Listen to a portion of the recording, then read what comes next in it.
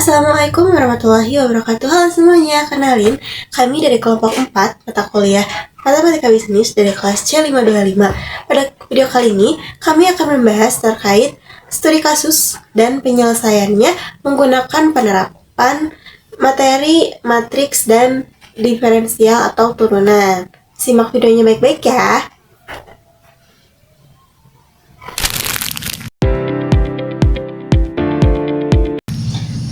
Kepikiran nggak gimana brand bisa tahu aplikasi apa aja yang lagi rame di tiap usia? Apa ya? Ternyata ada perhitungan yang nggak bikin ribet. Kita akan memakai matriks.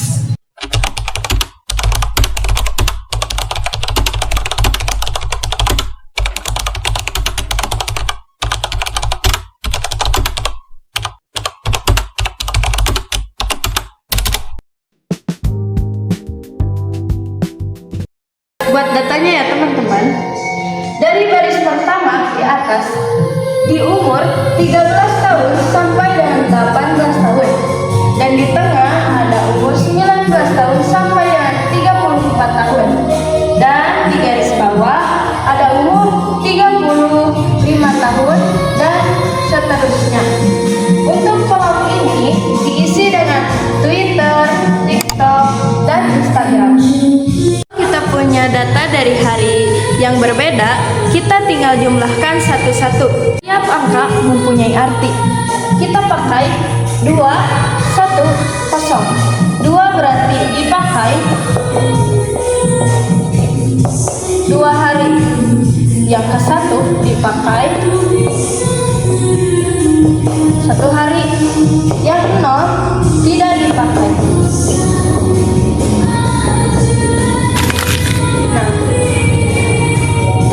Kita hitung matriksnya. 1 ditambah 1 menjadi 2. Kita buat kurungnya.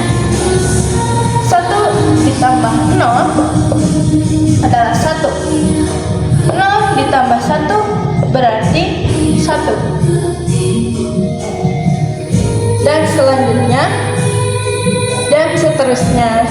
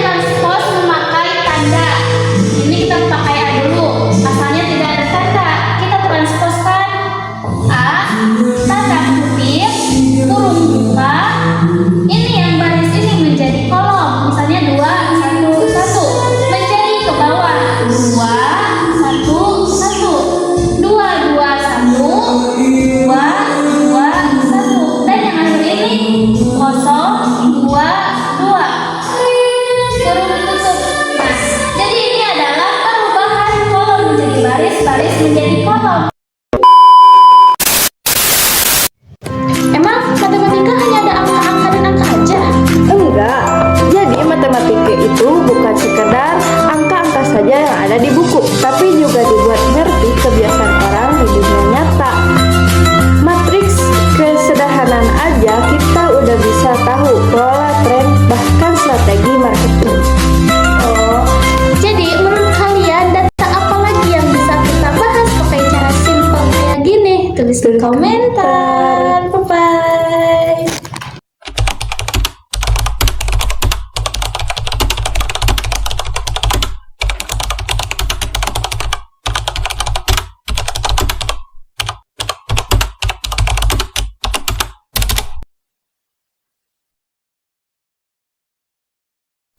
Antara jualan kacang telur atau kacang bawang, mana yang paling bikin cepat kaya? Jawabannya bukan dari perasaan, tapi dari turunan matematika. Adapun pengolahan datanya adalah sebagai berikut. Yang pertama, fungsi biaya. Fungsi biaya kacang telur. CT sama dengan 1.700.000 ditambah 10.000 Ki. Artinya 1.700.000 adalah biaya tetap dan 10.000 Ki adalah biaya variabel. Selanjutnya, fungsi biaya kacang bawang.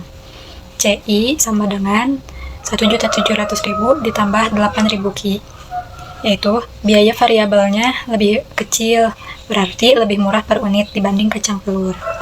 Yang kedua, fungsi permintaan. Fungsi ini menunjukkan hubungan antara harga, yaitu P, dan jumlah barang, yaitu Q. Pada soal ini, kita diminta mencari fungsi permintaan menggunakan dua titik, harga dan jumlah. A. Fungsi permintaan kacang telur.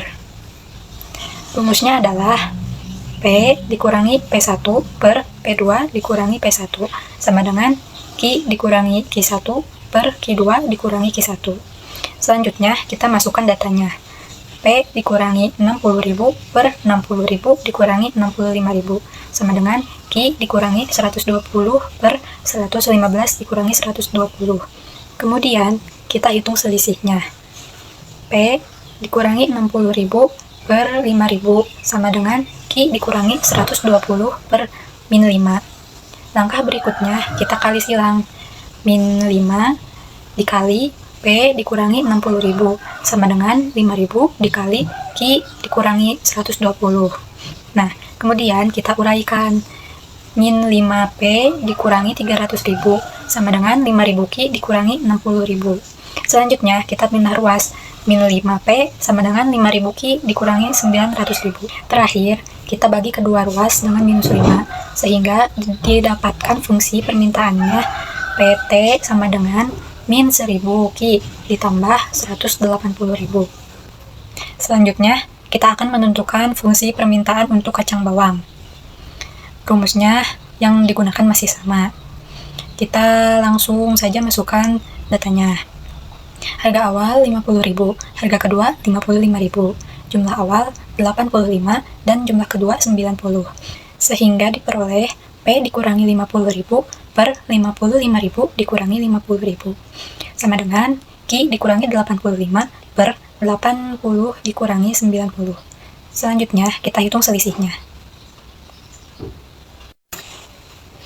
55.000 dikurangi 50.000 hasilnya 5.000. 80 dikurangi 90 hasilnya min 10. Sehingga persamaan menjadi P dikurangi 50.000 per 5.000 sama dengan Q dikurangi 85 per min 10. Langkah berikutnya yaitu mengalihkan silang. Hasilnya min 10 dikali P dikurangi 50.000 sama dengan 5.000 dikali Q dikurangi 85. Kemudian kita uraikan. Min 10 P ditambah 500.000 sama dengan 5.000 Q dikurangi 425.000. Lalu kita pindahkan ruas. Min 10 P sama dengan 5.000 Q dikurangi 925.000. Terakhir, kita bagi kedua ruas dengan min 10, sehingga diperoleh fungsi permintaannya yaitu P sama dengan minus 500 Q ditambah 92.500.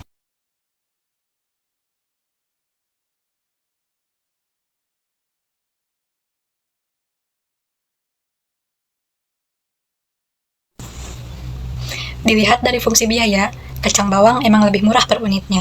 Tapi tunggu dulu, fungsi permintaan kacang telur jauh lebih agresif. Kalau harga turun dikit, peminat... Tapi beneran bikin untung nggak ya? Kita cek turunan kedua. Karena hasil dua-duanya itu minus atau kurang dari 0, berarti fix. Di titik 85 kg itu, kita dapat laba maksimum.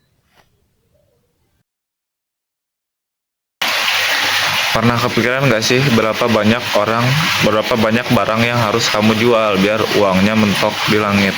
Untungnya mentok di langit, tapi modalnya tidak boncos. Banyak orang mikir makin banyak produksi makin untung, padahal nggak selalu. Di artikel dari Etnik Jurnal ini kita diajarin pakai kalkulus diferensial buat cari titik manisnya.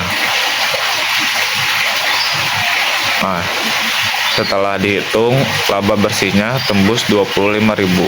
Jadi, jangan asal produksi ya. Pakai data, pakai matematika. Video kali ini saya akan menentukan misalkan laba maksimum digunakan syarat pi aksen dengan sama dengan 0, dari perhitungan diperoleh Q sama dengan 100. Selanjutnya dilakukan uji turunan kedua, didapat hasil negatif sehingga dapat disimpulkan bahwa pada Q sama dengan 100 terjadi laba maksimal.